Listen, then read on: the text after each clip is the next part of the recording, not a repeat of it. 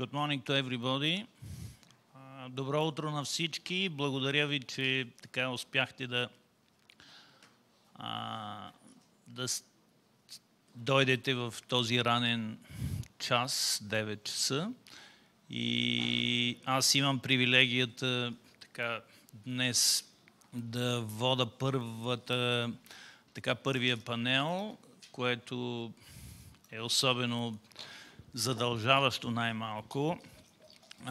Тези от вас, които бяха вчера, така видяха, т.е. чуха едни много силни презентации. Надявам се днес да продължиме и да бъдат поне с една идея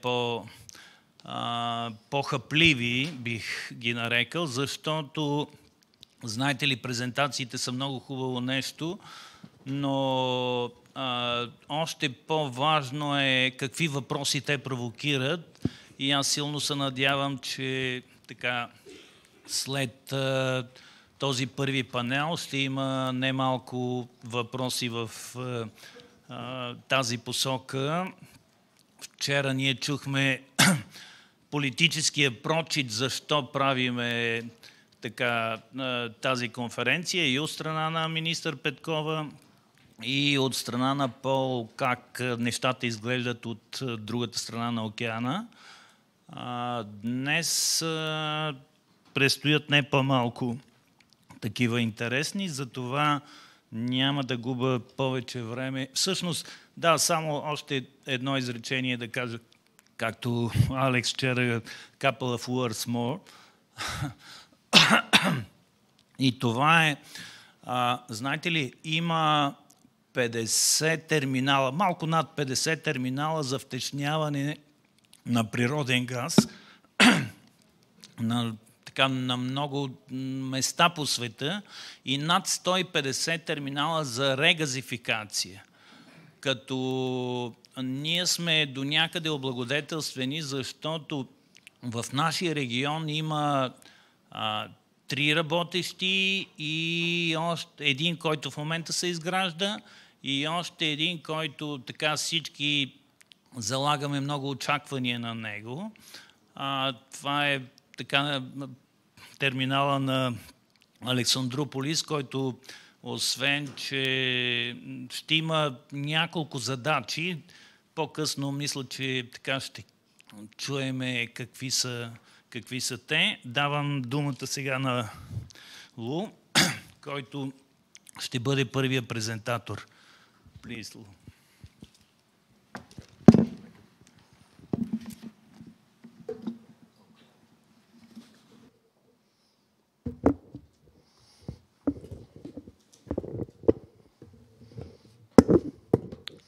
Well, I don't think this is going to work. Huh?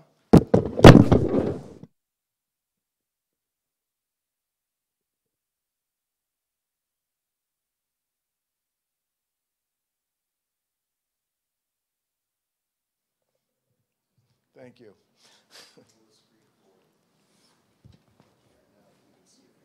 Okay, here, thank you.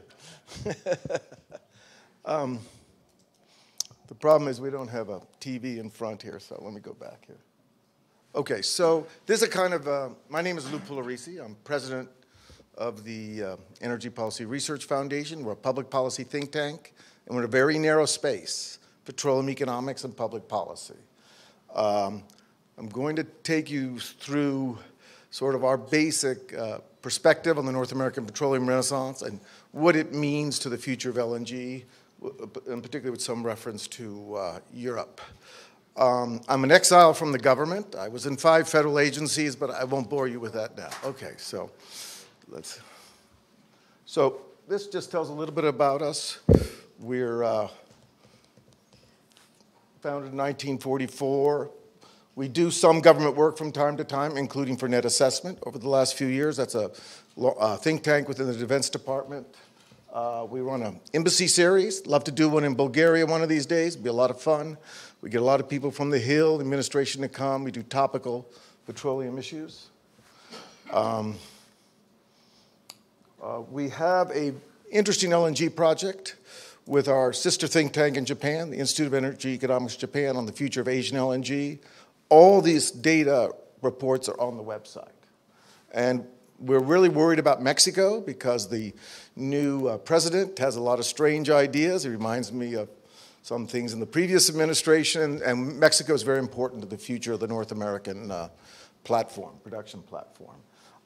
This is just a couple of the studies. These are all on our website. I'm not going to spend a lot of time on these, but you can pull these up. And just to visit us, we have a recent report on China's search for blue skies. Okay. So let's go to what I think are kind of the questions we might try to answer today. First is, what does 24 LNG oil and gas demand look like? What is the sustainability, and more importantly, what's the value of the North American production platform? What role will LNG play in world gas markets?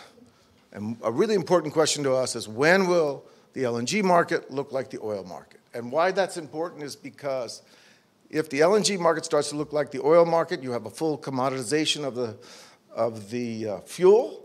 People can enter and exit the market on relative prices in short terms. And this is really essential for this market to get where it needs to be and generate all the value. And then, what an effective role for the government in building this market. So we're going to try to do all this in 15 minutes. The first thing, I really thought Tom made an interesting presentation yesterday, and I wanted to follow up on that a little bit. He talked about how if you go out to 2040 and you run the big models, right, the percentage of renewables and wind is about the same. And this is actually from the Exxon model. It's very similar if you do the big IEA model. And basically, these models include costs, right? They have costs. That's why they generate what they do. But what a lot of people don't understand is what's the risk to these forecasts, because if you read the popular literature, right, the literature is, oh, we're going to have peak demand for oil, or electric cars are going to take over the market. But that is actually not the right risk.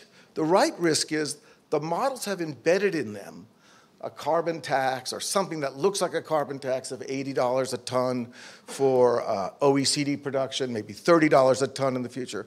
And the real risks to these models, or how the forecast could be way off, is over here.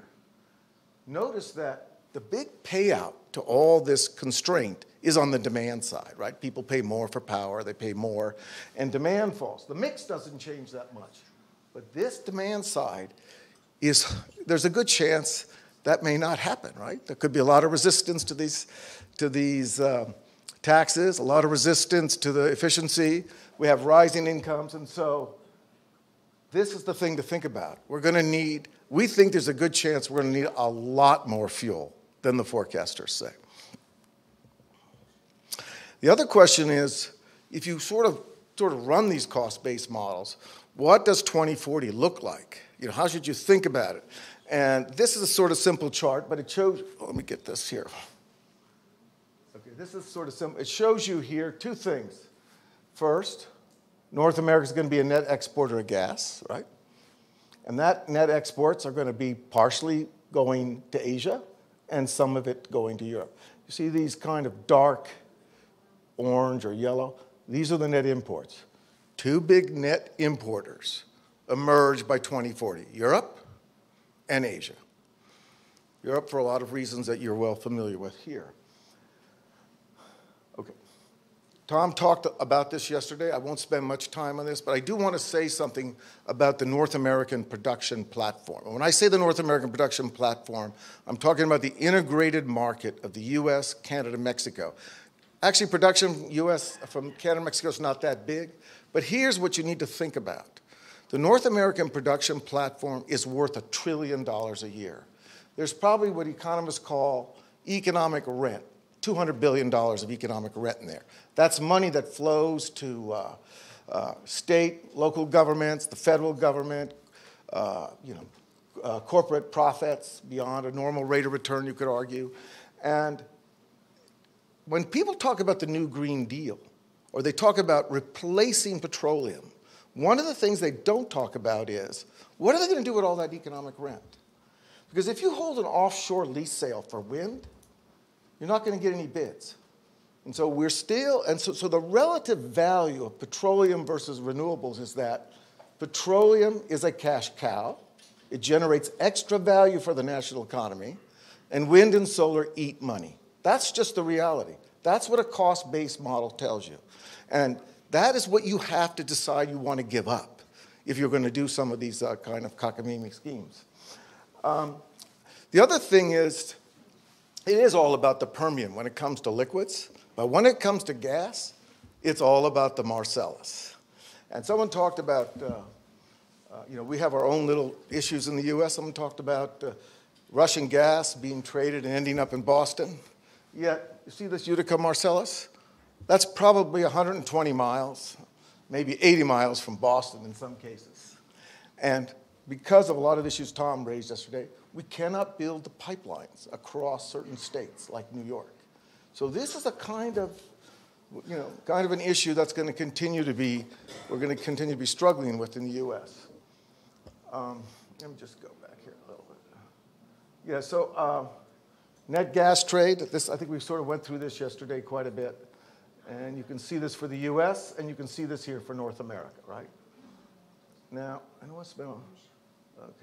Okay, here is another interesting thing you need to think about. Why is the North American unconventional resource, why is it so sustainable, right? Of course, the resource is vast, but that's only one answer. The other answer is it's very short cycle. And so you pass the hat at the River Oaks Club in Houston on Monday, you get your permit on Thursday, and a week later you can start drilling. You can call Halliburton up and they'll bring a crew out right away. Now, maybe not be that fast, and so you have this very short cycle. You don't have to put $1 billion project together. So there's two features of it. One, short cycle. You can try something the first 3 months. If it doesn't work, you can try something else. If you're operating a big offshore project, it's extremely lumpy. Maybe $10 billion, maybe $8 billion, 10, 12 years in the making. You don't get to do that cycle 3 or 4 times a year. So you can keep experimenting. This is very important. The next part of this is that it's not lumpy. This is a very big, data-rich, confusing chart, but you don't need to look at the whole thing. I'm just going to show you some simple things. These two are cash flow profiles. This is a cash flow profile for a big offshore project, right? Conventional offshore project. And this is the cash flow profile for a typical shale project. No land fees, no taxes, just a straight up financial analysis.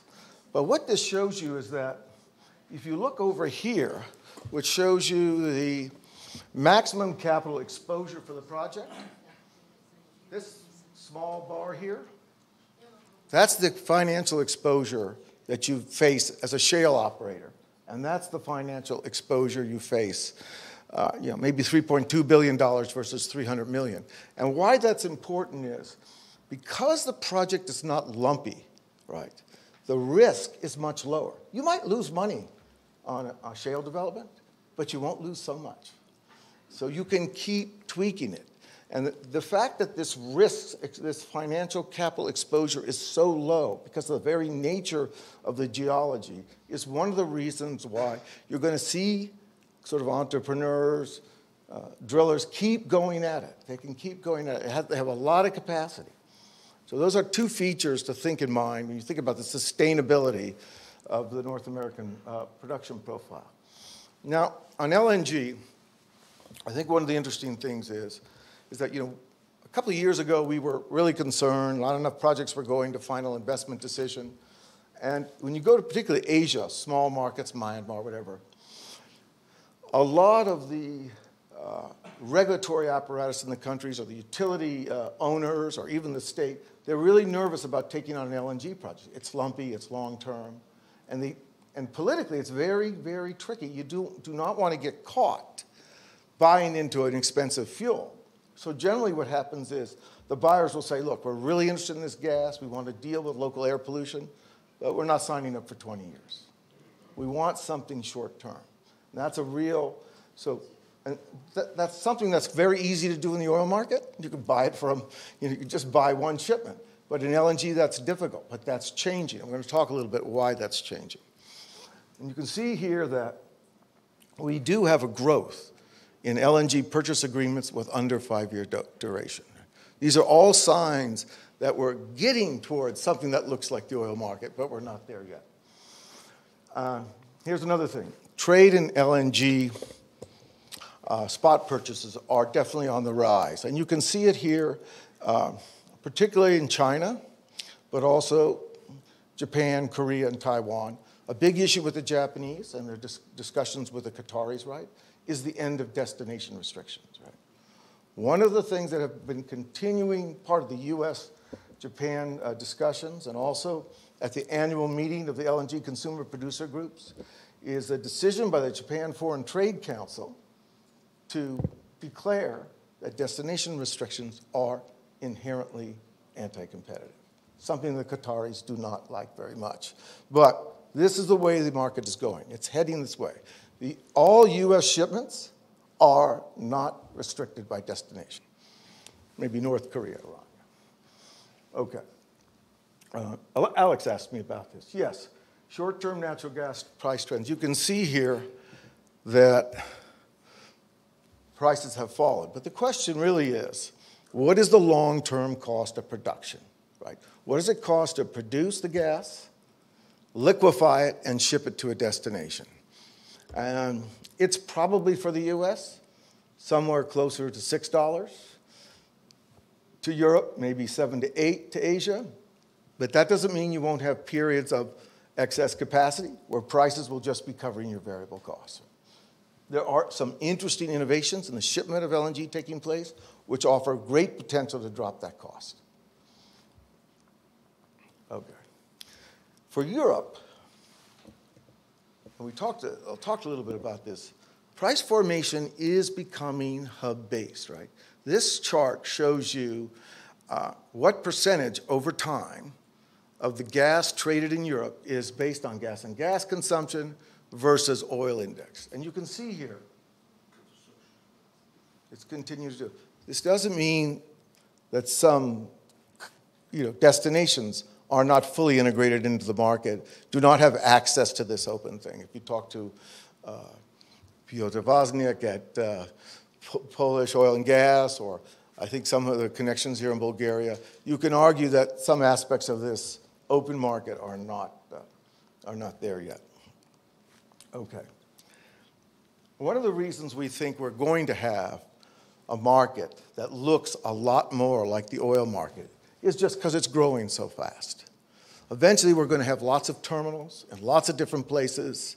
We're going to have a benchmark price, and we're going to have liquidity, and we're going to have traders and options markets. We're not there yet, but you can see the expectations are it's going to grow enormously. And the imports and the exports are both growing rapidly. And Europe, of course, is still going to be a big consumer of LNG in 2040. We have 90 conventional LNG terminals in operation. This data is about a year old. 7 under construction. I think if we updated this, we'd be close to 120. This is about a year and a half old. So all these are really positive developments for the market as a whole. And there's a rapid growth and global reach for LNG. And, people are often surprised that, what do you think the biggest destination last year was for U.S. LNG? Mexico. Even though we're shipping to Mexico maybe 5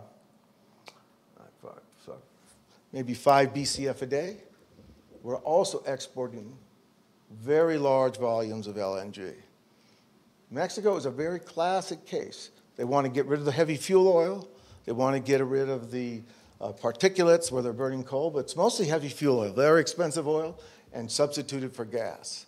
And even under the new administration of AMLO, where he's got all these things about energy security and stuff, growth of U.S. gas exports continues to take place with Mexico. Mexico is a good example of what, under the right circumstances, a country can do. This, to me, is one of the most interesting charts. If I showed you this chart for 1980, there'd just be a few lines. But you can see here the emergence of buyers and sellers and the global reach that LNG has now. It's quite remarkable. It's an enormously important growth sector. Okay, we think global LNG demand will probably, in 2030, probably surpass 400 million tons a year, right? This block here, not necessarily distributed here, but this block here is the US, the potential US piece. It's going to be a very competitive market. But I think some of the discussion we had yesterday does reinforce the view that LNG is going to be plentiful and it's not going to be expensive. I'm not saying there won't be times where the prices move around, but the long-term prospects are for it to be plentiful and well-priced, very competitively priced. Okay, so what remains to be done if we really want to see? One, we need to end destination restrictions, right? We have to open the market as much as possible. Portfolio players have to enter, and they have to be allowed to buy and resell this gas. That's the thing. This is very important for Japan, by the way, because they cannot predict the pace at which their nuclear reactors will come back online. So they have been pushing for this extensively. We need reliable benchmarks and forward markets, right? More liquidity and more transparency. This is absolutely essential. We have it in some markets, but not for the LNG market as a whole. Buyers need risk diversification, right? If you take a country like Bulgaria, it's going to be very difficult to get somebody in Bulgaria to sign up for a 20, 25-year take-or-pay contract. It's just not going to happen, right? You cannot politically sell that. But there should be ways for buyers to diversify, and there are. In the oil markets, there are plenty of ways to do that. You can hedge everything from production to, the airlines routinely, U.S. airlines routinely hedge their purchases of fuel oil, right? We don't really have this yet in the LNG market, but it's coming. We really think this is important. Engagement of the international financial institutions, credit export agencies, and all to expand institutional regulatory capacity. This may not be a big problem in Europe, but in Asia, you go to these smaller countries, they have no capacity to understand how to structure one of these deals. And Japan Oil and Gas and Metals Corporation, the Japanese government, the US government have been funding efforts to build this capacity in these countries. And then a thing that's very important to me from a kind of defense point of view is that the U.S. petroleum renaissance requires more, not less, commitment to sea lines of communication. And what do I mean by that? The U.S. is true. It's a net exporter. But for that net export facility, that trillion-dollar machine to operate efficiently, huge amounts of commodities must move in and move out of the U.S. They have to have open access to all the world's seas and markets. And so whenever people in the Congress talk about, well, we don't need to worry about the Middle East, or we don't need to worry about, Asia here or there, because we're energy independent.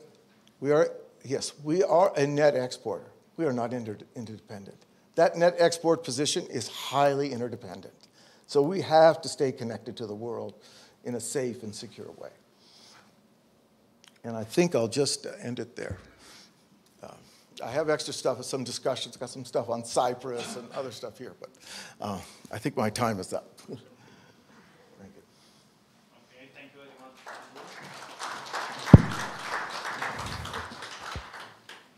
I just want to say that the time for drilling from permission to drilling one well and start producing, you need between 32 and 36 days.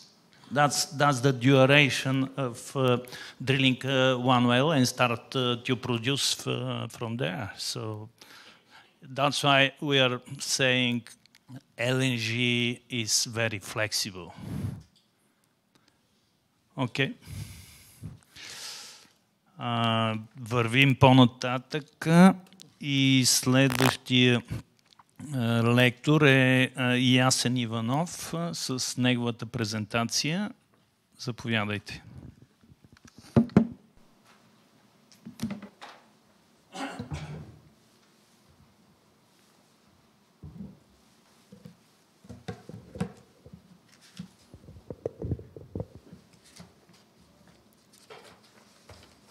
Good morning, everyone. Thank you, Mr. Nachev, and thank you to the organizers of this forum for the productive event. My name is Yasen Ivanov. I'm the head of the Analysis and International Activity Division at Bulgartransgaz. Today, I would like to talk to you about the Bulgarian TSO, how it is preparing for the new opportunities that will come with the realization of the South Gas Corridor projects and the availability of LNG in Central and Southeast Europe.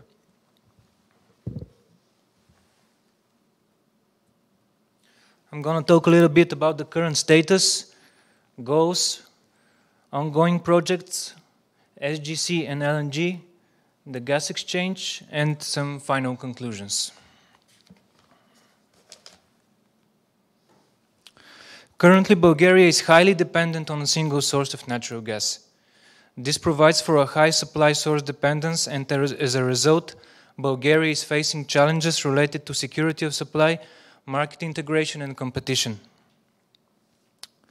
Market integration, for instance in ENTSOC's current cost-benefit analysis methodology, is measured through the diversification of paths that gas can flow through to reach a market area. Currently, the necessary infrastructure that is required to achieve high market integration is being constructed. In order to achieve a better integrated market, interconnections and access to LNG terminals need to be available. Furthermore, it is important to have bidirectionality in order to achieve physical integration of markets. Finally, security of supply and the competition that is related to it. The very limited access to supply sources puts the country at risk of supply route disruption. To mitigate that risk, along with the infrastructure and the diversification of supply routes, the country needs also to comply with the N-1 requirements, as Mr. Ivanov pointed out very correctly yesterday.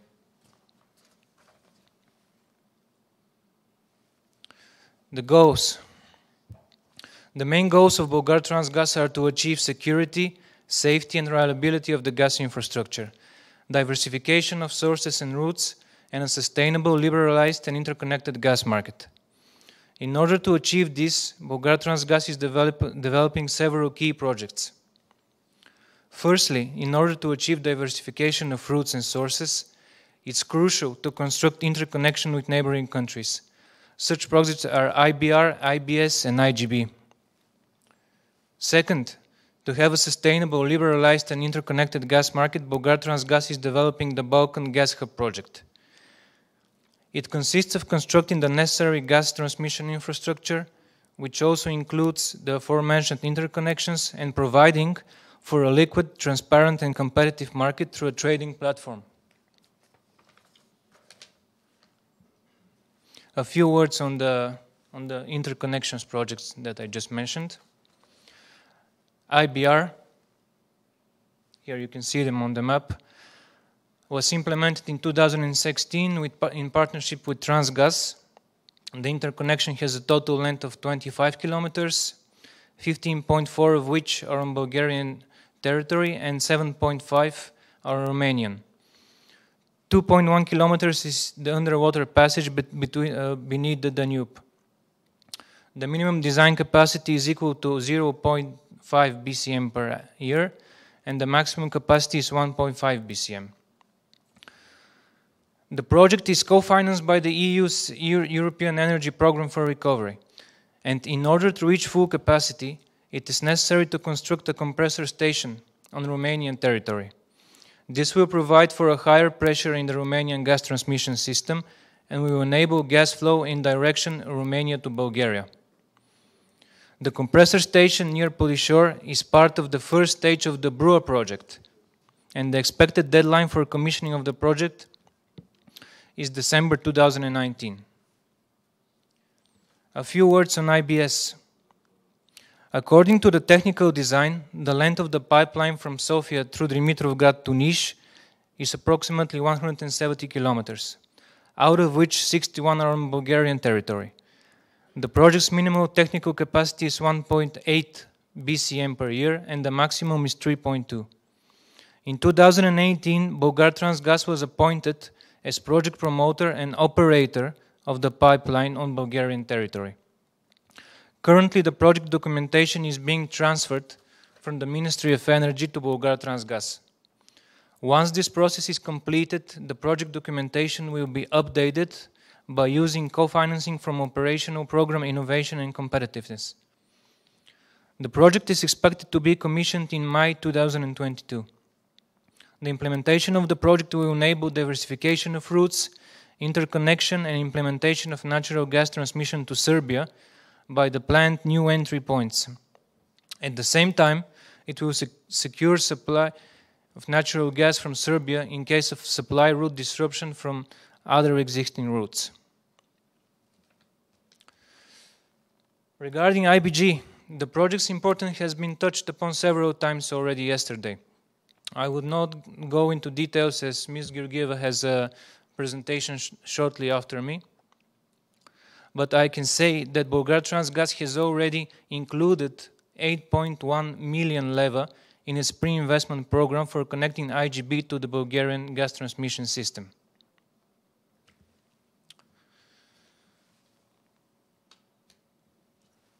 Actually, here I can mention two other important developments.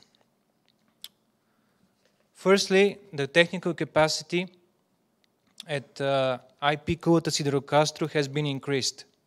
With regard to the realization of the project for reversing the Trans-Balkan gas pipeline, as of 1st of April 2019, Bulgartransgaz increased the firm capacity at IP Kulata Sidrokastru in Greece-Bulgaria direction to 4.1 MCM per day. This has been made possible through continuous cooperation and efforts with Greek partner DESFA, and it's of great importance as it will allow for import of LNG through this IP in addition to other interconnections. Second, Bulgartransgaz is currently working on an interconnection agreement with our colleagues from Botash for IP Stranja-Malkučvar towards providing technical capacity in direction from Turkey to Bulgaria of 10 MCM per day. These two IPs will provide additional access for new supply sources.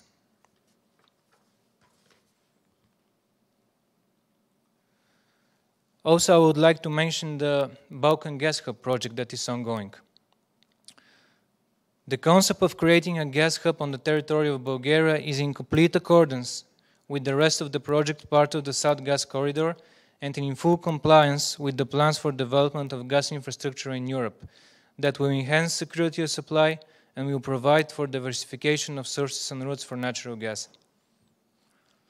What is more, the project will help achieve a competitive market in the context of the European goals to build an integrated common European natural gas market.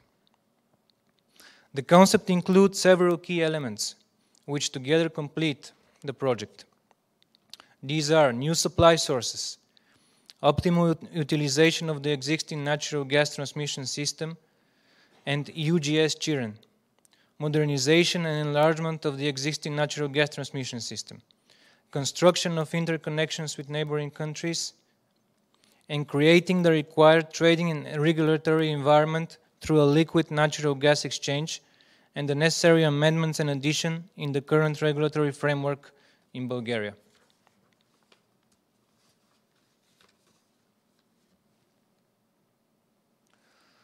I would like to say a few words about the South Gas Corridor and LNG. The South Gas Corridor is a new major supply route for Central and Southeast Europe, providing for diversification and decreased dependence. LNG, on the other hand, is a new major supply source for Central East and Southeast Europe, which will provide for enhanced energy security and competition.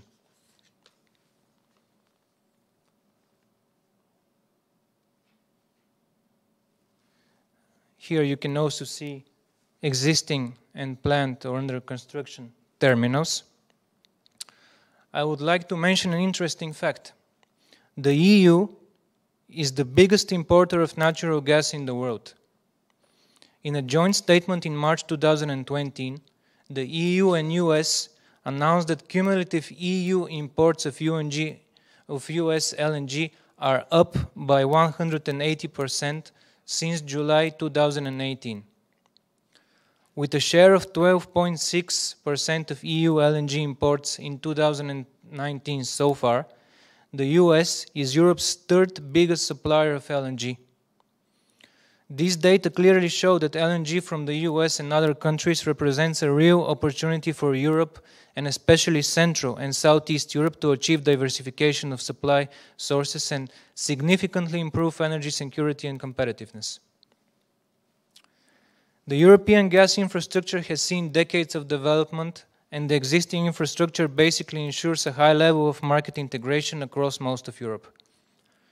Today, the countries in Western Europe that have access to LNG import terminals and liquid gas markets are far more resilient to possible supply interruptions than those that are dependent on a single gas supplier, such as Bulgaria.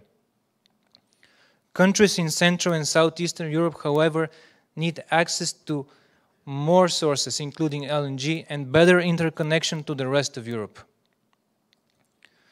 The Southern Gas Corridor, together with the LNG terminals in Greece and Turkey, will significantly contribute to secure energy needs, diversification of sources, and increase security of supply in case of possible disruptions. The LNG terminals represent an additional source of natural gas from Qatar, Algeria, USA, Egypt, and others.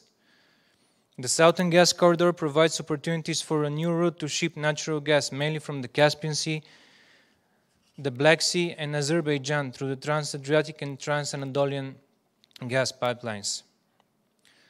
Once again, the ongoing projects, IGB, IBS, and reinforcement of the Bulgarian transmission system, TAP, part of the HGC, are priority for the EU, and will have high influence on security of supply and diversification of routes and sources in the region of the rest of Europe.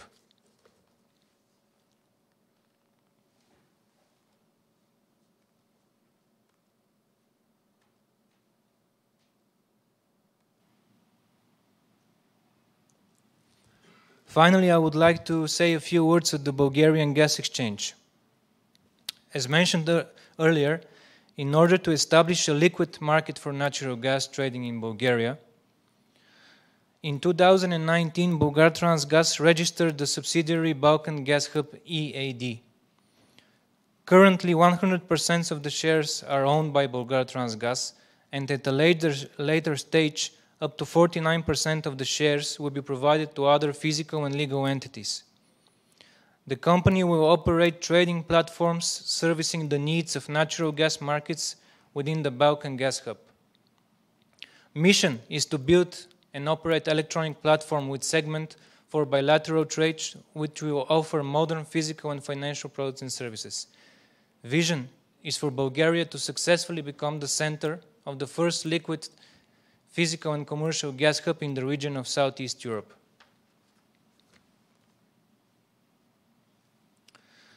The Balkan Gas Hub Gas Exchange will provide opportunities for natural gas trading from various sources.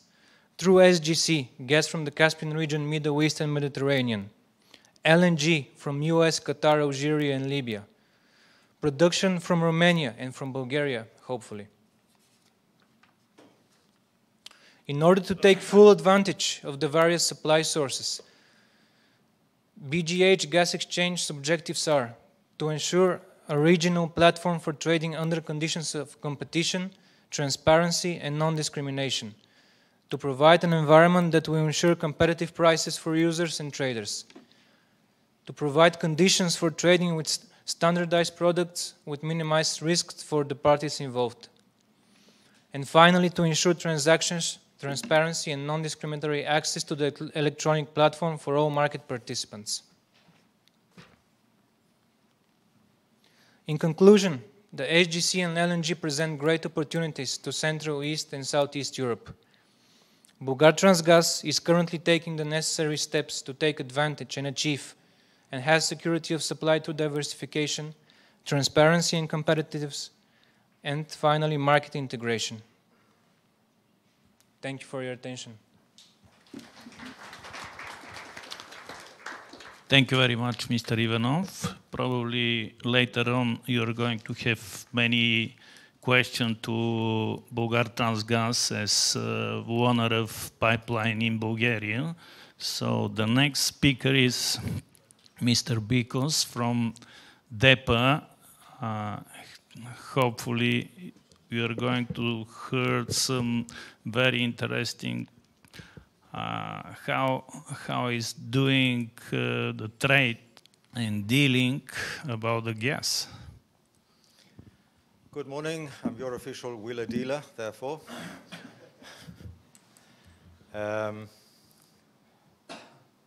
Just let me bring the presentation up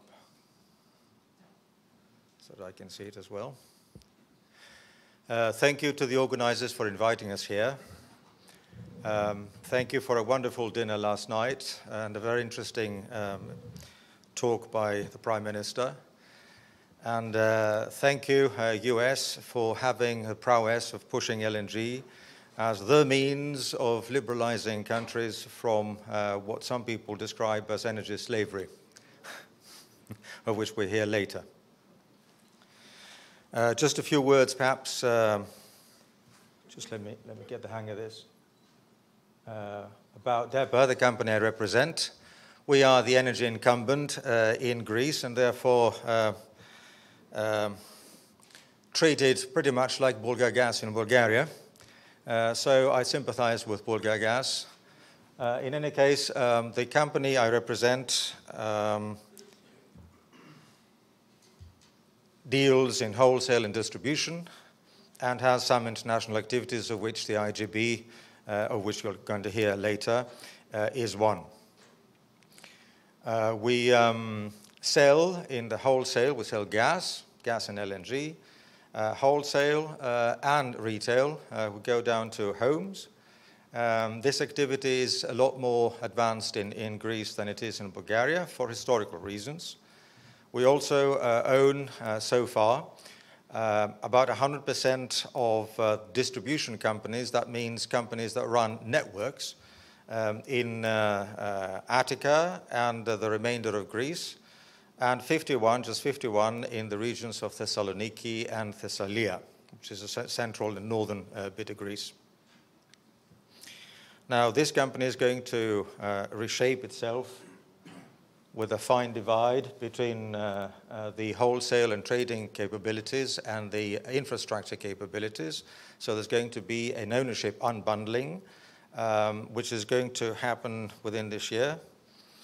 And when I speak to a forum like this next year, I hope we will be wholly a trade company without infrastructure. And Teodora Georgieva will own part of the infrastructure. So there. The market in Greece is a bit larger than that of Bulgaria, about 4 BCM this year, and is growing.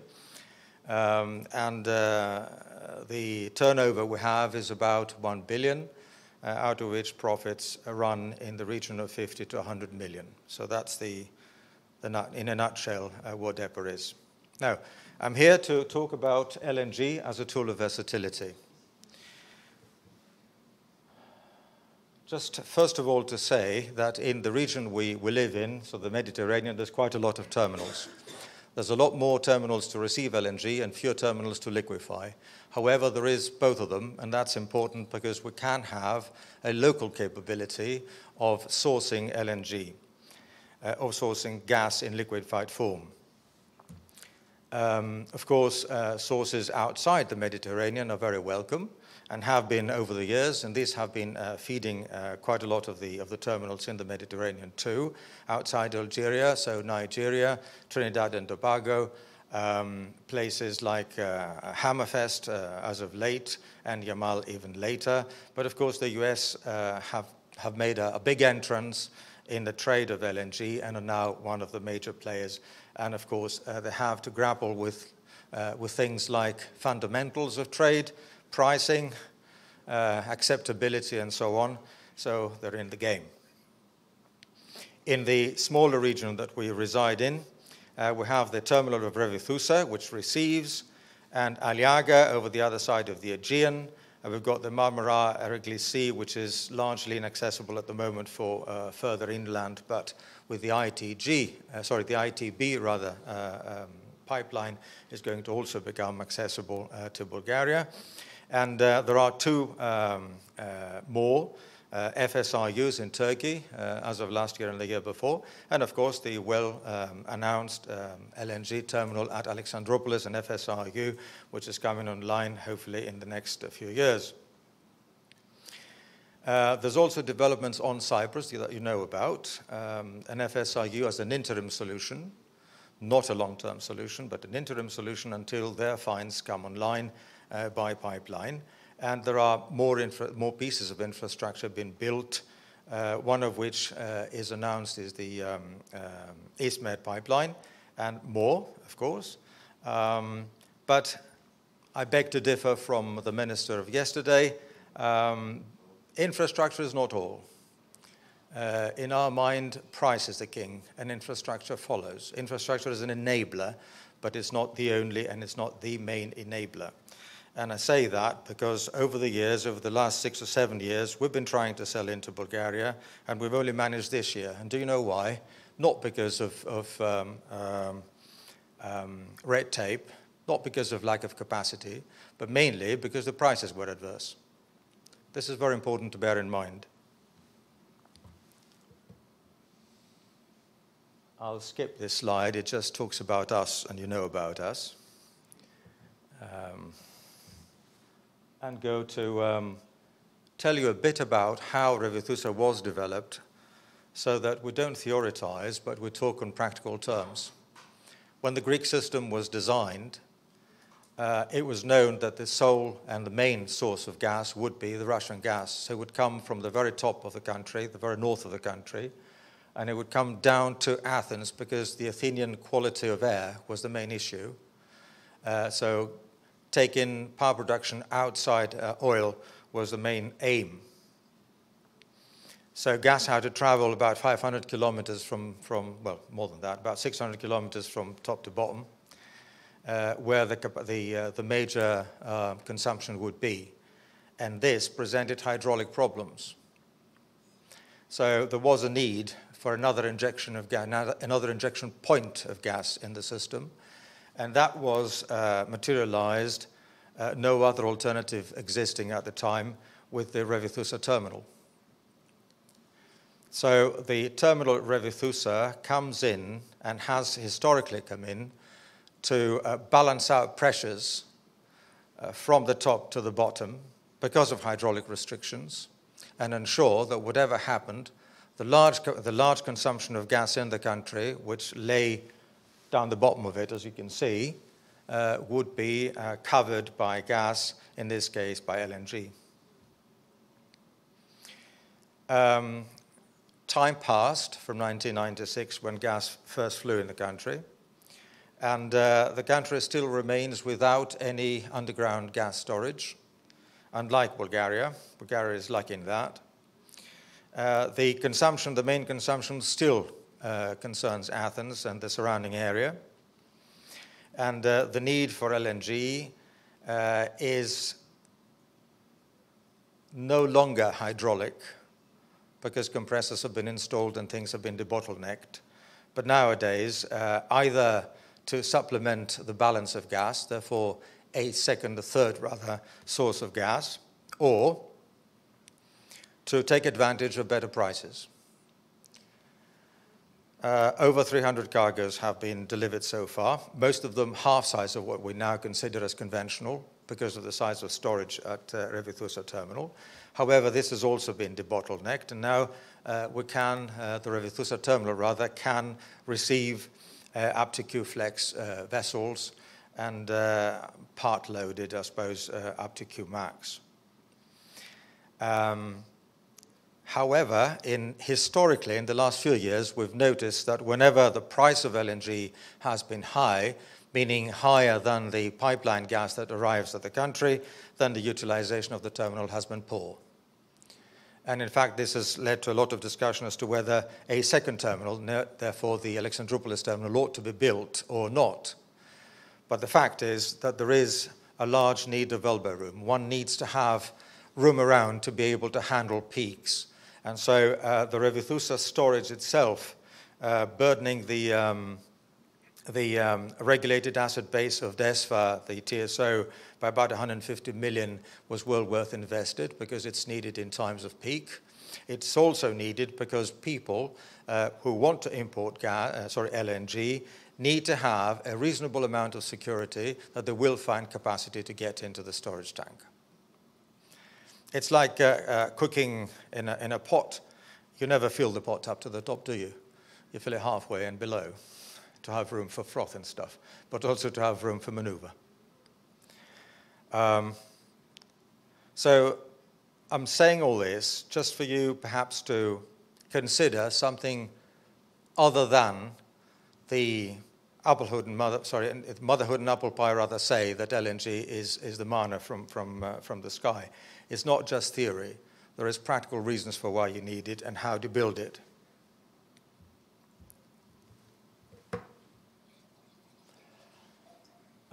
Proof of what I'm saying about pricing and arbitrage is this graph. It's slightly old now, but it does make the point. The point is that whenever the blue line, which is the prices of LNG delivered at Revithousa, kind of fell below the average price of imports for pipeline gas in Greece, we had imports. We had LNG cargo imports from the spot market. It only happened when the price signals were right. This is also important to bear in mind that unless there is a steady competitive advantage of LNG over pipeline gas, LNG flows are not likely to be steady. So one has to take care of expecting LNG flows by looking at the price signals and looking at the futures. Lou spoke about derivatives earlier, about the similarity between the markets between gas and oil. It's true that unless one has some visibility in the future, one cannot plan accordingly, and one is caught in price differentials that are not favorable. In any case, it has been to the advantage of the Greek market that such arbitrage has appeared and has been taken advantage of, and cargoes of LNG at the right price have entered the market, and more so this year, 2019, when obviously the LNG prices have collapsed in comparison to oil-linked long-term contracts.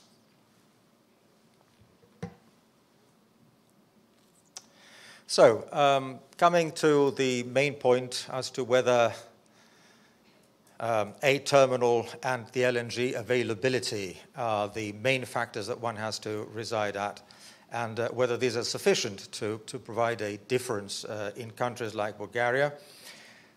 You permit me a bit of theory to say that if a market is not liberalized, not even legally, not even regulatorily, then the LNG can penetrate in a market if it has features similar to pipeline gas. In other words, it's always there and it's flexible enough in terms of delivery, and it has a price which is predictable and stable, reasonably stable, and more importantly than not, there is a willing incumbent to bring it in.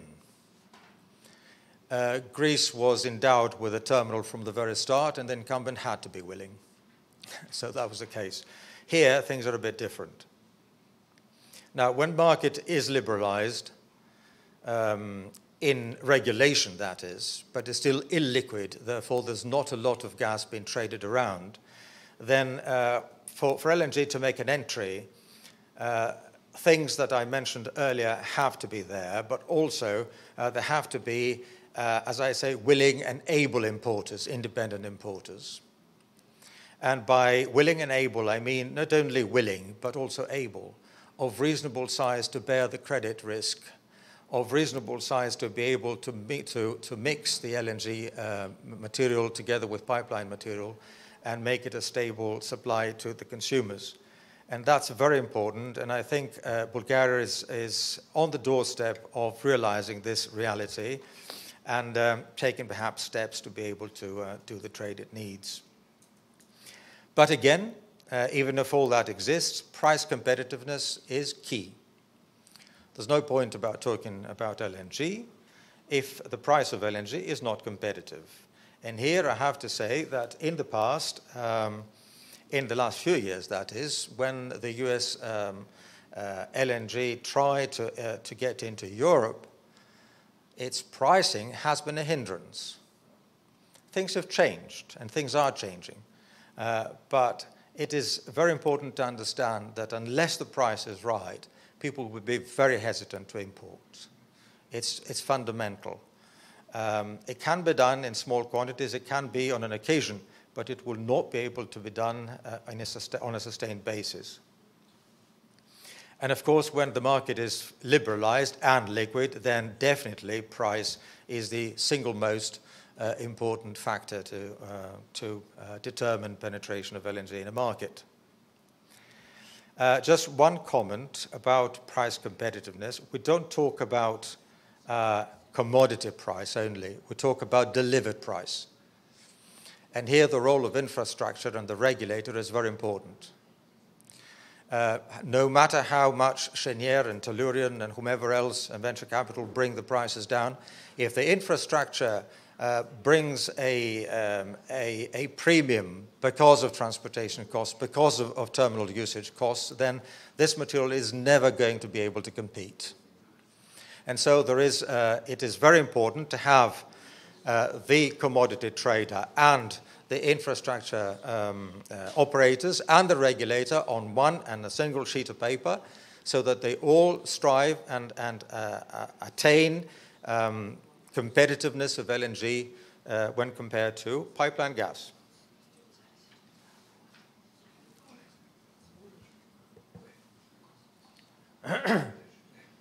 So can LNG help the region? I suspect we'll talk about Greece, Bulgaria, Romania, Ukraine, and the Western Balkans as a region, and the first. I suspect, and I don't know, whether by help we mean give access to gas where it doesn't exist at the moment, give access to cheaper gas where it doesn't exist, give access to flexible gas. Is pipeline too tight? Give access to non-Russian gas. A lot of people would say yes. So LNG has a role to play when one of the things that I mentioned later, further down, happen, or more than one. So either consumers are far from the gas network, and in this country there are such consumers, as there are in Greece and other countries too. And there we've got small-scale LNG to play a role. Unfortunately, small-scale LNG depends on large-scale LNG, so you have to have some sort of big terminal to import gas, to import LNG. Either consumers need gas in a liquid form, no matter what, and that's marine LNG, which is coming. It's not quite here yet in the Mediterranean. Or LNG comes cheaper than pipeline gas, and that has occasionally happened so far. We don't know if that'll be something that'll carry on forever, or at least for a long period of time. Ilian mentioned something about that yesterday, about the short-term forecast of prices for 2019 and 2020, and it's likely to remain so, but you never know. So one has to be a bit cautious about it. Or LNG pricing provides more financial security to suppliers in the sense of visibility in the future and hedging. And there, unfortunately, the oil-linked commodity brings more security than LNG at the moment. But TTF is trying its best, and Henry Hub perhaps is doing the same. So hopefully in the next few years, the trade will beef up itself and will become significant enough to have futures, to have forward contracts, and therefore be able to hedge on those and be able to have some financial security. Another reason that may help is when LNG adds to security of supply. And when that's the concern, as it is in Bulgaria, I believe, then even a sensible premium would make LNG acceptable. And one then has to become a little more flexible and understand that unless someone pays a little more, then the security of supply will not be there, the N-1 rule will not be fulfilled, and therefore one has to be slightly willing to pay I was going to say a shilling, but let's say a cent of a euro more than one would pay for pipeline gas. And lastly, one reason that may make LNG acceptable and attractive is if it can cover flexibility that pipeline gas cannot. And that happens in occasions where there is congestion in the pipelines because the demand is too high. I don't talk about willful congestion in terms of capacity to keep competitors out. I'm talking about the benevolent congestion. Or there is high seasonality, which cannot be covered by pipelines because they have a limited capacity too, or because there is a lack or not enough of a size of an underground gas storage. So all these factors, perhaps different for each country of the region, may become a reason why the region or the countries would want to look into LNG. We've heard what are the burning issues in Bulgaria. I'm sure they are within those reasons in here. You may recognize yourselves in other words in those. Other countries have slightly different profiles and slightly different needs, but in all cases, LNG is here to help because it is liquid and because it can be moved around without pipelines and because it can come from the far end of the world no matter what, and because therefore it has some of the characteristics of oil without the bad price and without the particulate emissions.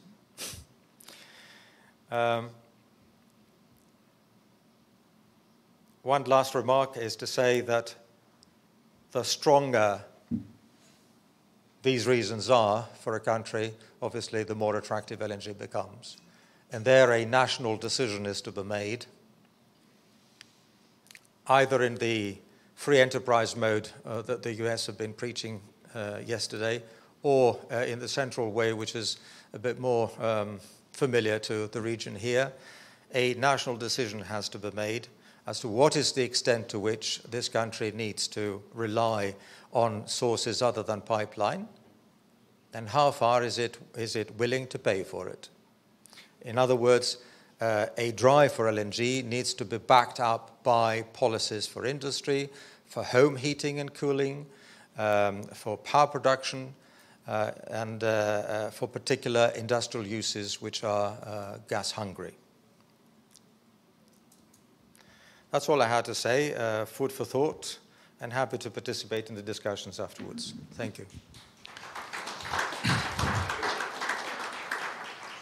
Thank you very much, Mr. Bikos.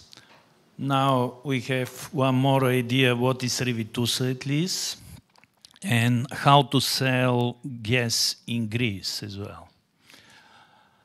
Следващата презентация е на Теодора Георгиева, изпълнителният директор на интерконектора с Гърция. Аз силно се надявам, че освен така традиционните неща, докъде е стигнал проекта, ми се иска да чуем и нещо от кухнята.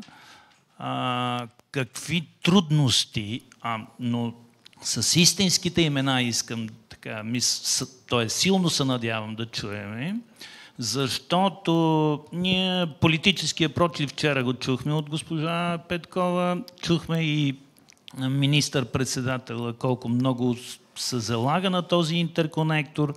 За това, за да не така помагам и да не повтаря едни и същи неща, просто да така силно се надявам да чуем нещо различно. Имате думата, госпожо Георгиева. Благодаря, господин Начев. Вие ме предизвикахте от самото начало. Въпреки това, разбира се, ще се постарае презентацията да бъде хем информативна, хем интересна. И свободни сте да задавате въпроси, които да провокирате до темите, които искате да стигнете. Така че за това съм тук. Окей, сигурна съм. Okay, so I'll switch in English. So first, my name is Teodora Georgieva. I'm responsible for development of ICGB pipeline, IGB. So it's a great honor and pleasure to be the speaker of this first LNG conference, increasing the awareness for Bulgarian about the potentials and different sources for transmission of gas. So I would like to thank to the organizers for granting us this event and make it accessible to so many influential people who are willing to contribute to LNG mission. Furthermore, I would like to briefly to update you about IGB and current situation about IGB project and its non-coincidental role as a gateway for the gas from Southern Gas Corridor and Central and Eastern Europe. This project has a tremendous potential for additional quantities of LNG. Please take into consideration that we haven't got fully booked capacity for the current development of the project. So let's say the potentials are high. So let's see here. So it is. So this is the key project for the diversification of sources. By the way, this is the only one currently exists in Bulgaria and region mostly, which is having also regional impact. And it is, so IGB, it's a part of Southern Corridor because 1/3 of this capacity which is 1 BCM coming from Azerbaijan based on the contract with Bulgargas. So from this perspective, we may proudly say that we are part of this chain of Caspian region and Southern Corridor be connected with TAP. In addition, as you can see here in the chart as well, so we do have, and as we have heard today, we do have lots of potential from LNG terminals, not limited to Greece one.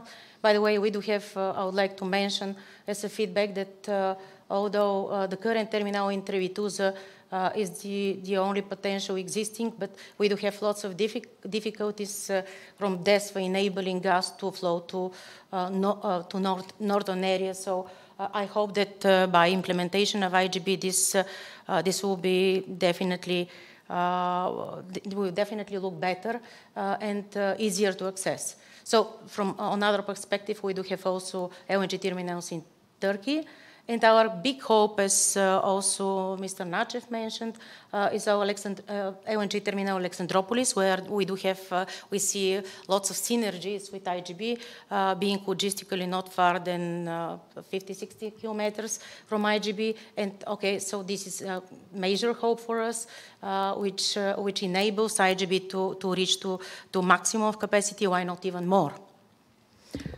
It's the only, so it's IGB is a pioneer because of the diversification of sources. It's pioneer also for the market because we all know that we are dependent on a single source, the Russian source now, so we don't have even, so we are so limited, so any change is going to make the full difference to the market. So that's why I'm usually repeating that IGB is a game changer to the market because it's going to change the whole, not only Bulgaria, but also region.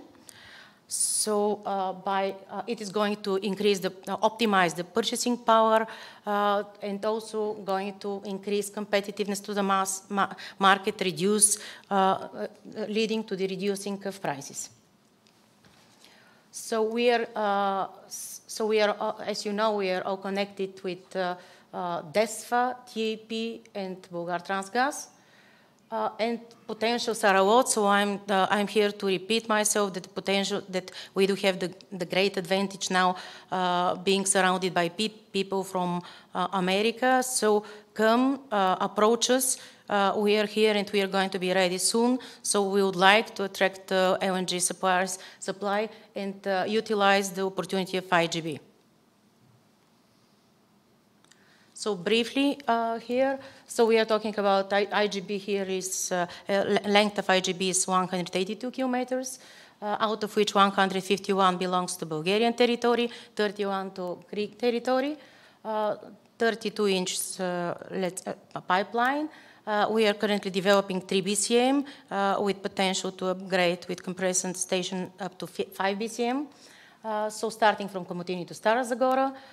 So here I'm replying to one of the, mostly by the structure itself, it's visible that it's challenging enough.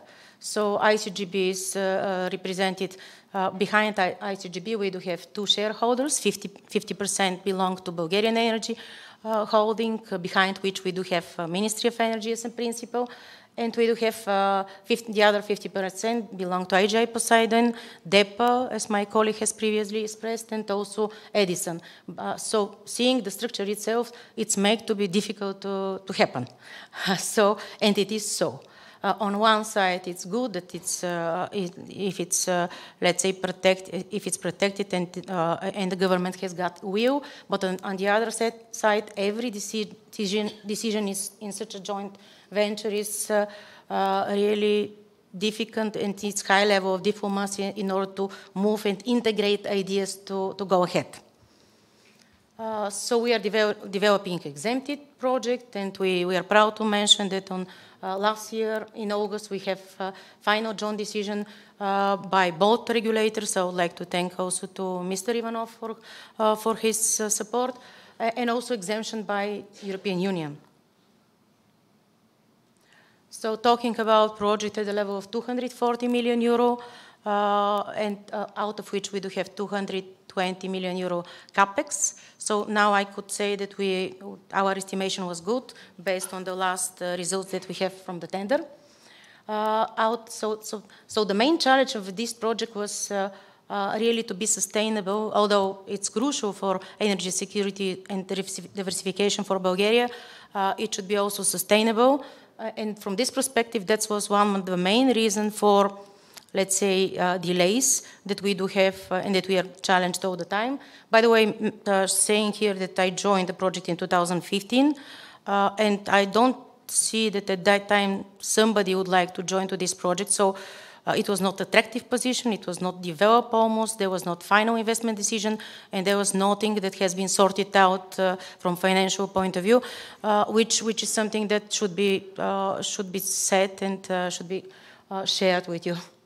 So out of which, for 240, as I mentioned, out of which we have 110 million euro based on sovereign guarantee, where so the main driver and my main efforts was to have a structure which is also attractive, and which means, let's say, debt capital ratio to be really good and attractive and competitive. From this perspective, it's good that we are going to sign soon contract between EIB and BEH, which is fully transferring by on-lending agreement all the interest to ICGB, and they're going to be much better than the one being in a project company, a bit below 2%.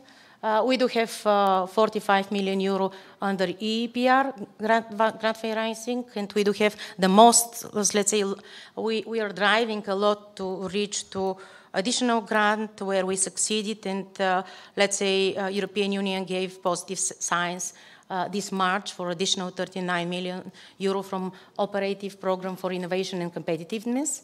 Last year, what was the main achievement is that we succeeded to have approval also for state aid competitiveness on 8th of November by these three measures, means 39 million euro, 110 million euro, and also we do have, we intend to sign intergovernment agreement where we would like to use it as tax stabilization for the project, and mainly related with the corporate income tax. So from this perspective, and you know that this state aid clearance usually is a longer process, so we are proud that we stick to less than a year the whole process. So now we may say that we are back up with lots of processes and complex processes which are already behind us. And also on the top of this, I may say that also the trust from lots of stakeholders like Azerbaijan, European Union, also USA, and lots of stakeholders are right now having much more trust that IGB is irreversible. And we do have also positive signs yesterday that we would like to push and boost the start of construction. Permitting, we are quite developed. We finalized. So here, what's the main reason again for this long-term period for acquiring permits? You all know that in Bulgaria it's not easy to start such a project. Unfortunately, we should go to lots of permits, like the detailed zoning plan, then going to technical design, then ensuring finalizing all right-of-way procedures and expropriation procedures. So in fact, we did all this job and finalized in October 2018 2017 when we acquired a construction permit for Bulgaria. And from this perspective, we may hopefully not have, let's say, lots of surprises in Bulgarian territory. In Greece, there is not such rigorous legislation, so they're much more flexible. We are ready with FEED, with installation permit this year, and we expect mid of May asphalt license, and so the job for right-of-way is going to be delegated to the EPC contractor. We acquired only the main and the most important plots, which are standing in Komotini. So here, what I would like to say, so out of 3 BCM, we have already, based on market test, we have already booked a long-term capacity at the level of 1.570 million cubic meter, out of which we are proud to say that at that time, although there are not so much trust in the project that is going to be started, we do have also external, let's say, shippers that booked. By the way, I would like to say that one of them is sitting here. So it's Linden coming from USA Gas, and I would like to, we'll be very happy if in May we are going to have a commitment from them signing gas transportation agreement. What else? And we are talking there about approximately 300 million cubic meter for 20 years, so it's a huge commitment. So we have already good signs from USA incorporated in IGBs. My mission here is to say, let's use this high-level audience and ask for more. We have already exemption, as I mentioned, for third-party access, with exemption fully from the tariff, which is crucial for sustainability of the project, and also ownership and bundling. Based on the exemption that we received, we are obliged to deliver tariff code. By the way, I would like to mention that we have recently have a joint decision by 2 regulators approving tariff code, and now it's under public hearing. So this week also we are going to provide to both regulators amendments of network code, some small amendments, and also gas transportation agreement. And based on the approval of Bulgarian and Greek regulators, I think that this is a huge job that has been done, although we do have some surprises for the network codes based on mainly what I mentioned, some pressure problem from DESFA. What else? And of course, IGB on the top of, we are definitely going to increase, to have access to the new shippers. 4 new shippers are coming. Also, we intend to be a different new operator. So from this perspective, we are going to have a second operator here. So it's again increasing the competitiveness, and I think that it's adding lots of value not only to Bulgaria but also to the region, which of course for me definitely positive, but also create lots of difficulties because not everybody considers like this. So here the main challenges was in 2016 we are assigned to follow Public Procurement Act. From this perspective, we suffered lots of difficulties because of appeals. For example, only one of the owner engineering tender was suffered for more than a year, let's say, being challenged by appeals which are not related with the scope or with the substance of the tender, rather than even we are challenged by parties which are not able to fulfill this job, like milk companies. Only butcher, by the way, was not challenging us. So from this perspective, we pushed our efforts to change legislation. And by the way, now for other projects, it could be definitely easier. But we experience this, and it's not nice because now we should compensate a lot and be on time in 2020, where we would like to be ready together with the first gas from TAP, and that's challenging. We planned currently 18 months for construction, and so of course we know that there are always surprises on the way, but we are going to push ourselves to make it happen. So that's delays which are caused by not interested parties, which are so definitely played not nice role for the project. So owner engineering is already on board, which is good to mention. Line pipe is almost till the end, so we are soon, mostly next week, we are going to announce the winner. EPC is also very much ahead, so a bit after line pipe we are going to announce the winner as well.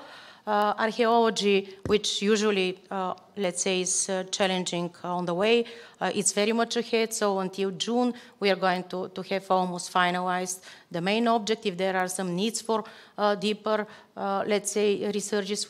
They may go a bit more on the summers, but we are happy to be very much ahead with archaeology. Construction supervision is the tender which is only related to the Bulgarian part, and we have already announced the winner as well. So we succeeded, and the main target here, as I mentioned, which is demanding enough, is to finalize the project together with TEP and be ready to receive 1 BCM from TEP, where we do have explicit conditions and timeline is very demanding.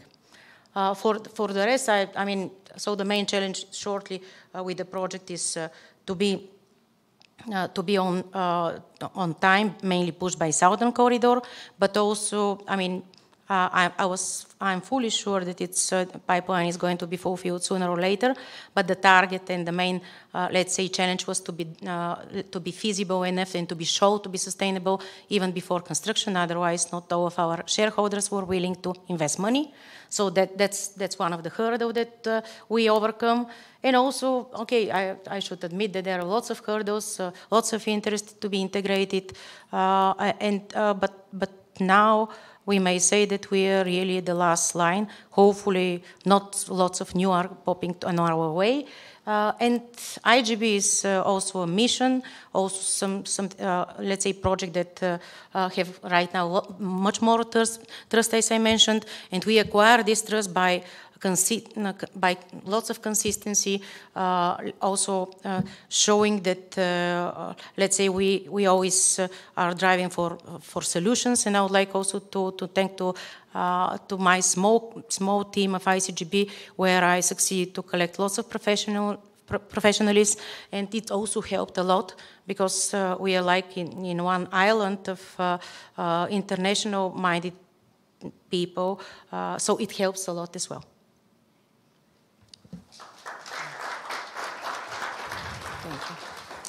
Thank you very much, Mrs. Georgieva. I have a suggestion. Let's go back to our area, and I have one question. Okay. Is there any collaboration between IGB, your project, and, for example, Bulgartransgaz? Because it seems to me that you are going on different way. Is there any competition of that, or what's the real reason about? Or maybe I'm wrong. Maybe the situation is different. That's why I want to hear about. So, talking about my perspective, there is definitely not competition, but it's complementary to, because at the end of the day, we are talking about 5 new shippers, 4 of them different, coming to Stara Zagora. So the gas is not flying, and there is lots of synergy also that Bulgartransgaz are going to have also to receive their profits. But being fully frank, I may say that not everybody are considering IGB as a complementary project. And I'm not talking only about Bulgartransgaz, it was also applicable for DESFA. So it's also a matter of mentality. I think that it's going to be changed. With DESFA, there is a change of management, which are acquired after privatizations, now are in charge, and I'm feeling much more the international thinking and a win-win thinking, which is already felt. By the way, they offered, if of course I'm not sure that it's going to happen, but DESFA new management offered to to build compressor station at Komotini if they have some support from European Union, mainly taking into consideration and seeing that IGB has a huge potential. So it has never, I cannot imagine something like this to happen the previous years. So different thinking, win-win thinking, complementary thinking, it helps a lot. I think that also with Bulgartransgaz there is room for improvement, but we are considered as a different operator, mostly this is one of the reasons, but at the end of the day, we should see each other as IGB benefiting to the Bulgarian transmission system. Most of our shippers are not staying only in Bulgaria. Some of them would like to go to, let's say, to use Negrovoda and to go to Ukraine or to go to Baumgarten, so to ship to Baumgarten. From this perspective, I cannot see, let's say, IGB as competition to Bulgartransgaz, vice versa. What about Mr. Ivanov? Do you have something else to say?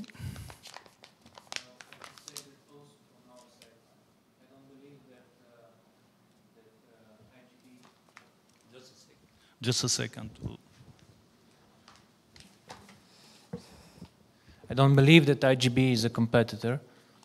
I think it complements, and as I mentioned in my presentation, I think it's good to have another TSO in terms of creating a liquid and liberalized gas market.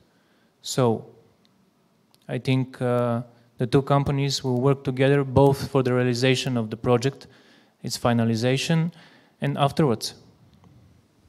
So both of you prefer to be collaboration instead of competition, something like that. No, I mean that Bulgartransgaz is working with ICGB for the completion of the project, but having two TSOs will be beneficial for a liberal and competitive gas market in Bulgaria. Okay, thank you. Time for questions. Okay, the ladies first.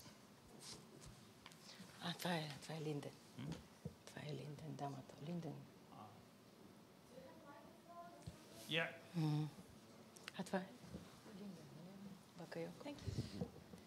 My name is Liliana Bakayoko. I'm the attorney at law of Linden Energy LLC, an American company that has booked capacity in IGB.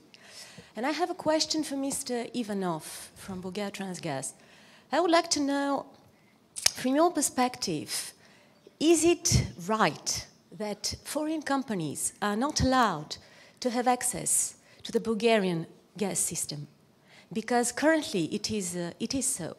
So Linden Energy LLC has booked capacity in IGB, but it cannot access the Bulgarian gas market at all if it does not create a Bulgarian company, which is supposed to be ruled by some Bulgarian guy. So where is the point to just liberalize the market as American companies cannot enter, materially speaking, physically speaking, the Bulgarian gas market?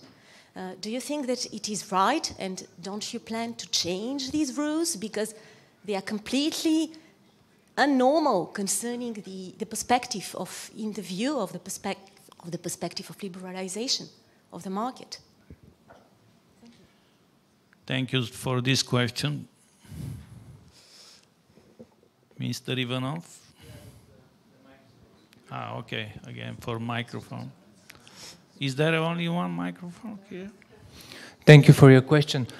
I believe that these rules are not only created by Bulgartransgaz, so Bulgartransgaz cannot be solely responsible for these issues, let's say, but the company, I can assure you, is completely focused on creating a liberal gas market.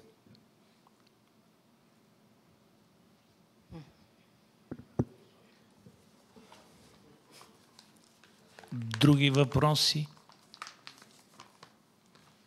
Да, господина там. Да, вие. Thank you.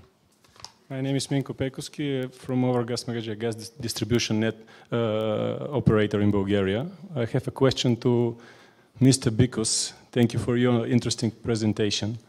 Because you mentioned some of the biggest issue on the market. One is the price transportation cost. And I'm talking about the transportation cost from Revituza to Bulgaria. They are quite high, as we probably all know. You mentioned that probably the regulator should do something about that.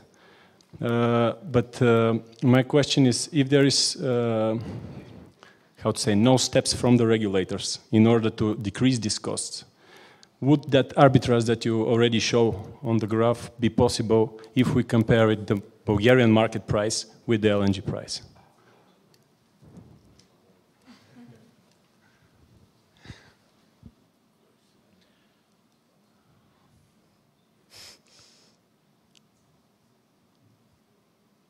Another second for microphone to Mr. Bikos.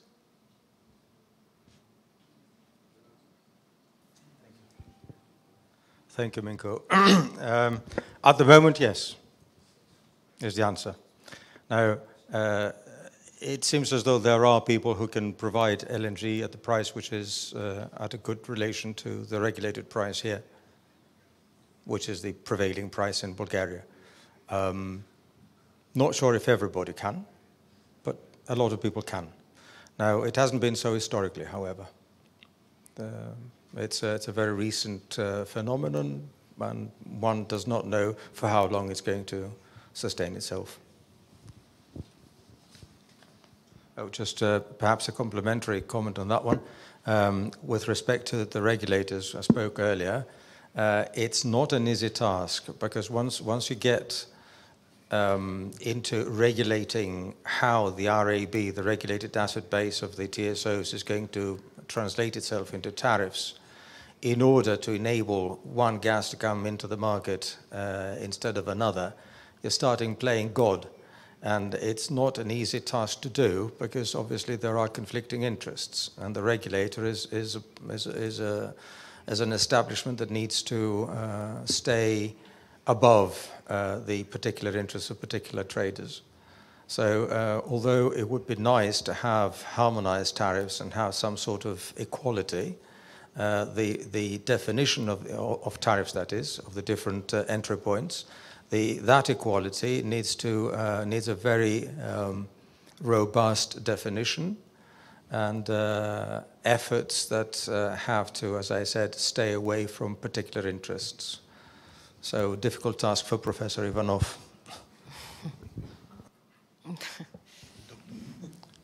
And his colleagues in Greece, of course.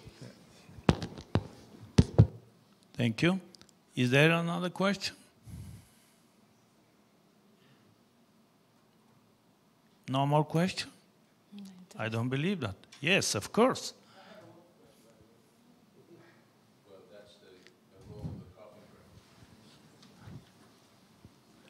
We have enough time for coffee break. More important is question. Nowadays, all the provided capacity is backhaul, as we probably all know. My question is to Bulgartransgaz, if he has some news from DESFA. Let's imagine that the physical gas flow stops from 2020, 2021, no matter when. Do DESFA or Bulgartransgaz has the opportunity to deliver gas from the South Corridor?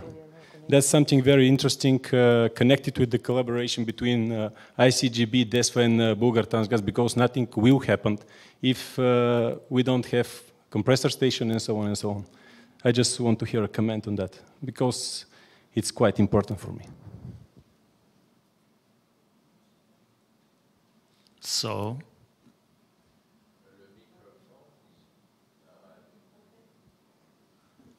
are you planning to build one compressor station? Well, as Ms. Georgieva pointed out, I think the compressor station will not be built by Bulgartransgaz. By the way, my opinion is the same. It's not related to Bulgartransgaz. I'm not a technical expert, but I don't think that the best option is to have the compressor station in Bulgaria. Yeah, that's correct. That's correct. I think the same. Another question?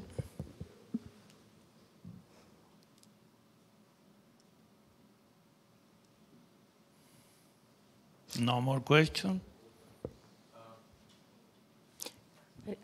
So regarding compressor Okay, station, again. just to add something, yes, this definitely for IGB should be in Comunitini, not in Bulgar Transgas.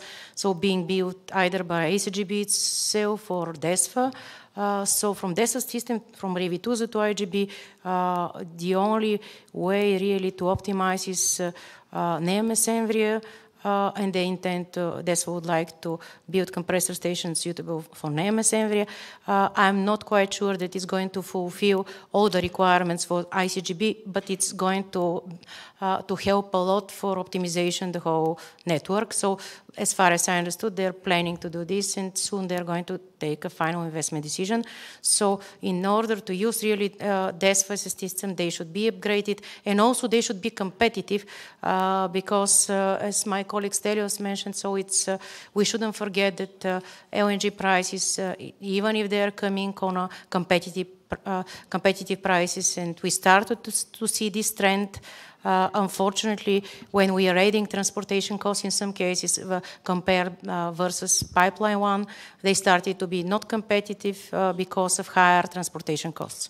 And that's what I could mention, that also is important to be optimized somehow by, with the help of regulators, taking into consideration DESFA system.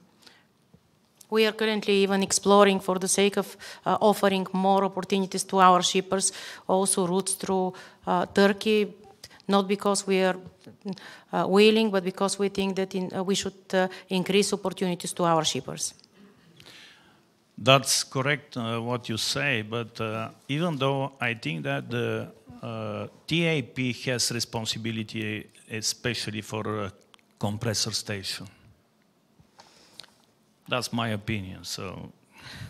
No, but it's different. So from TAP point of view, so we were also a bit surprised, yes, by not ensuring the pressure, but they built compressor station in Kipi, and the question here is that they tried at the first stage of their development not to utilize, in other words, to save some costs commercially. So the problem is commercial, not technical, and I hope that under some political push and willingness, TAP are going to ensure the necessary pressure to us. But with DESFA, so without compressor station, it cannot be easily, or we can do only swaps. I have a question to Mr. Ivanov. It's a very simple one. It seems a little bit inconsistent. The Bulgar Transgas, anytime it goes for servicing flows that are incumbent shippers, is over-enthused to build, invest in compressor stations. The latest news is on the 2 more compressor stations between on the northern road. Yes. At the same time, we just heard that you are not particularly willing to engage in a compressor station with a flow that's coming from Greece. And you're also not particularly willing to engage in building a compressor station on the interconnector with Romania, which is again something that goes for Romanian alternative gas, from Greece alternative gas. And just finally, Bulgaria has the largest concentration of compressor stations in all over the region. So is it a matter of policy or is it a matter of economics? Because I don't believe that it's a matter of economics. Then it's a matter of policy. Thank you for your question, Mr. Vasilev. You're absolutely right that in Bulgaria we have the most compressor stations out of the whole region. But I would answer to you that it's not a matter of policy and it's not a matter of economics.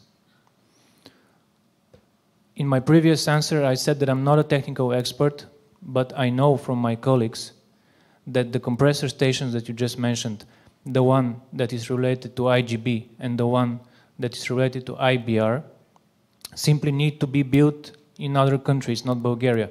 And it's not a matter of a political decision or an economical decision. It's simply technical requirements. And I cannot go deeper on this because, as I explained, I'm no expert. But this is the information I have from my colleagues in Bulgartransgaz that are experts.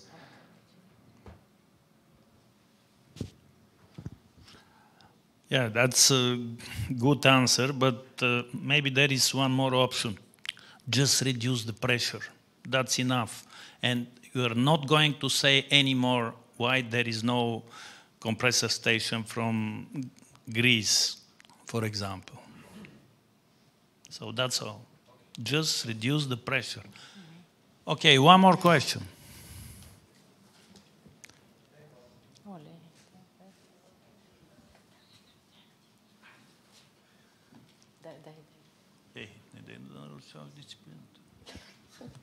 I have another question towards Bulgartransgaz. Again, Liliana Bakayoko from Linden Energy.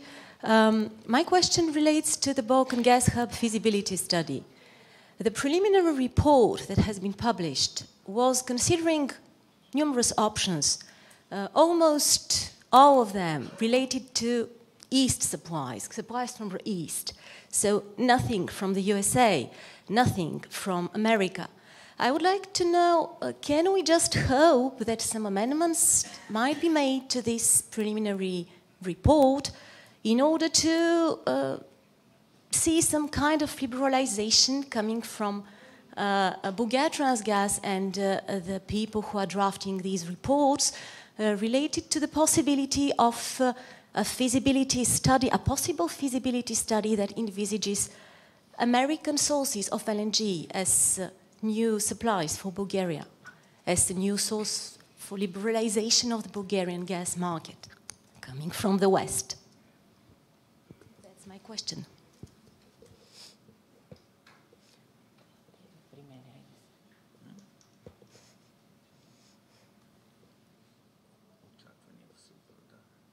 Thank you for your question. Regarding this feasibility study, it has been finalized and I don't believe that it can be changed at this point. But I can assure you, I don't know if you saw my presentation, I can assure you that Bulgartransgaz is fully committed to having LNG traded in Bulgaria on a liquid gas market. So I don't see how this feasibility study precludes having LNG in Bulgaria.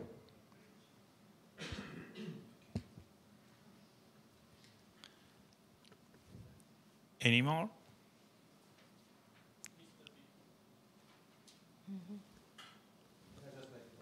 Okay.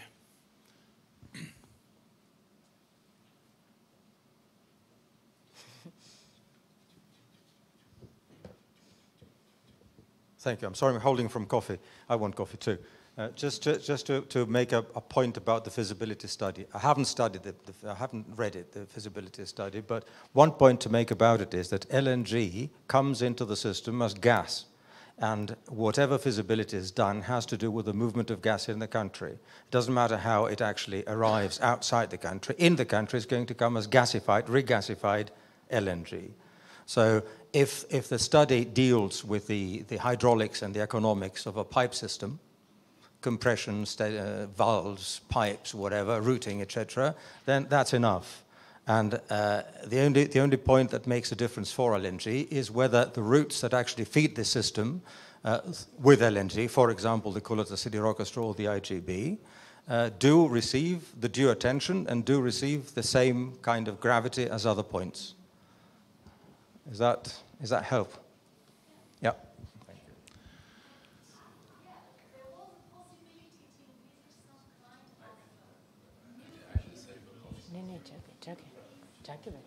Да.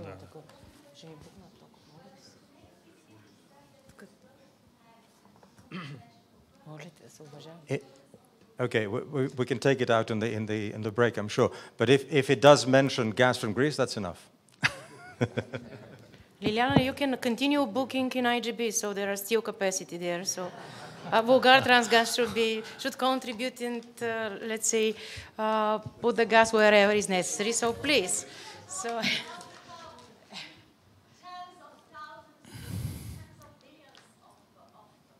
No, yeah. So you meant more? Okay. Will be upgraded subject to interest. She's ready to book more. Yeah. She's looking for capacity. So. Then we are going to adopt and upgrade our system accordingly. That's really good final. Now is coffee break, and 15 minutes later we'll continue.